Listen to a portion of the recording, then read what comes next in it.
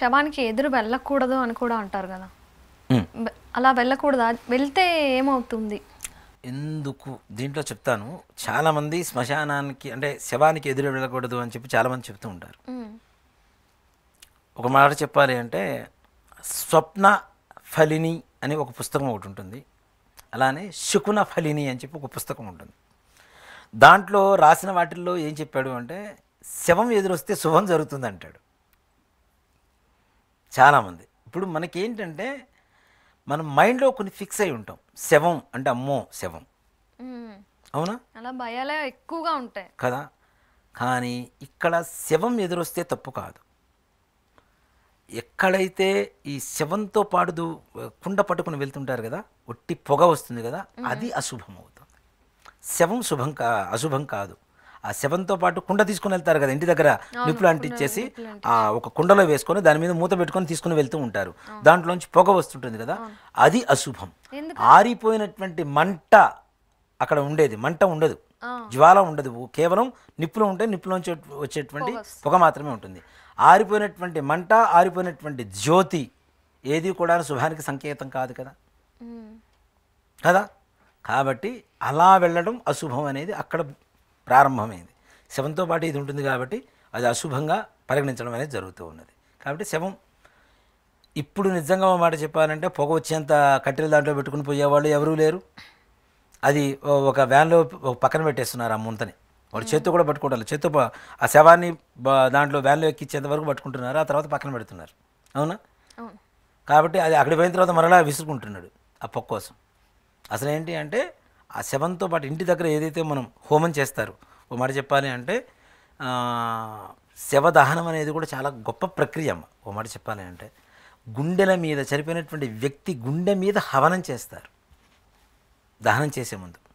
హిందూ ధర్మంలో ఈ ఎక్కువగా మా బ్రాహ్మణులు జరిగేటువంటి విధానంలో ఇది ఉంటుంది.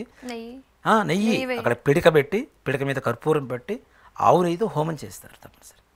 నవరంధ్రాల్లో తప్పనిసరిగా ఆవు నెయ్యి నింపుతారు. ఈ గంధం, ఇక చంద్రపు చెక్కలు ఉంటాయి కదా, అవి వేస్తారు, బంగారం వేస్తారు, నవరత్నాలు వేస్తారు, పంచలోహాలు వేస్తారు. ఇవన్నీ వేసిన తర్వాతనే దహనం చేస్తారు తప్పనిసరిగా. ఇవన్నీ కూడాను ఏవైతే ఆ శవం ఉంటుందో ఆ శవం హృదయం మీద హోమాన్ని చేస్తారు. ఎంత గొప్ప ధర్మమో చూడండి మనకి. అంటే ఆవు నెయ్యితోనే శవదహనం చేయమని శాస్త్రం అది. ఇప్పుడు మనకి ఖరీదులు ఎక్కువైపోయి ఎంతసేపటికి పెట్రోలు, కిరోసిన్ ఇవి పోస్తున్నాం, కానీ ఆవు నెయ్యితోనే దహనం చేయాలి తప్పనిసరిగా. ఆవు నెయ్యితో చేస్తే వాటికి ఉండేటువంటి పవిత్రత కూడా వేరే ఉంటుంది. అస్థికలు తీసుకుంటాం కదా, అస్థికలకు ఉండేటువంటి పవిత్రత కూడా ఉంటుంది. దీంట్లో ఇంకొక సమస్య కూడా ఉంది. చాలామంది అస్థిక నిమజ్జనం అనేటువంటిది చేస్తూ ఉంటారు. అంటే చనిపోయిన తర్వాత అస్థికలు తీసేసుకుని 3వ రోజు కానీ 5వ రోజు కానీ 7వ రోజు కానీ 9వ రోజు కానీ చేస్తూ ఉంటారు. 10వ రోజు లోపల చేస్తూ ఉంటారు. దీన్ని చాలామంది కూడా ఏం చేస్తారు అంటే అస్థికలు కొన్ని ముంతలోకి ఎత్తుకొని అవి 2-3 ముంతల్లో పెట్టుకొని లాకర్లో పెట్టుకొని మేము కాశీ పోయేటప్పుడు తీసుకెళ్తాం. కొన్ని ఇక్కడ చేస్తాడు, ఎక్కడో కృష్ణానదిలోనో గోదావరిలోనో ఎక్కడో చోట చేస్తారు. కొన్ని మాత్రం తీసుకొని వెళ్ళి లాకర్లో పెట్టుకొని మేము కాశీ గంగలో కలుపుతామని చెప్తారు, అవునా? అది మహాపాపం. ఎందుకు? ఒక బాడీని కాల్చేసాం, కాల్చినప్పుడు బాడీలో పార్ట్స్ ఒక్కొక్క నదిలో కలుపుతానంటే ఎంతవరకు ధర్మం అది? అంటే చనిపోయిన వాళ్ళు చివరి కోరికగా అడుగుతారు కదా, మొత్తం తీసుకెళ్ళి 11 రోజుల లోపల కాశీలో వెళ్ళేసి కలిపేసిరా. 10 రోజుల లోపల కలిపితే ఒకే చోట కలపాలి అంతే.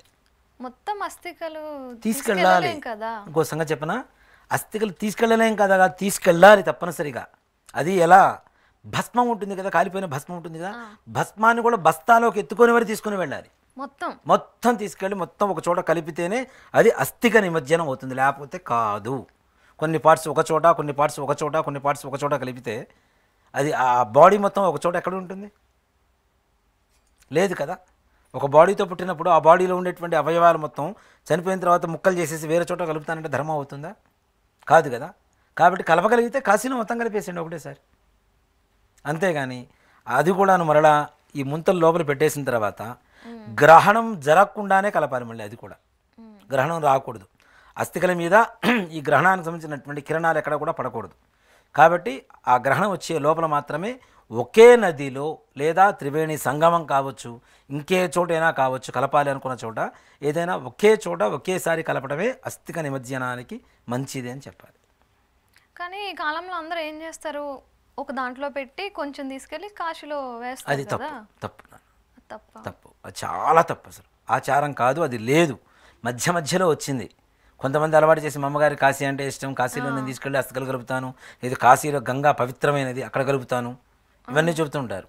అవన్నీ వట్టి మాటలు, పిచ్చి మాటలు. ఓ మాట చెప్పాలి అంటే అస్థికలు మొత్తం ఒకే చోట భస్మంతో సహితంగా మొత్తం నిమజ్జనం చేయాలి. చేస్తేనే అస్థిక నిమజ్జనం అవుతుంది, లేకపోతే కాదు.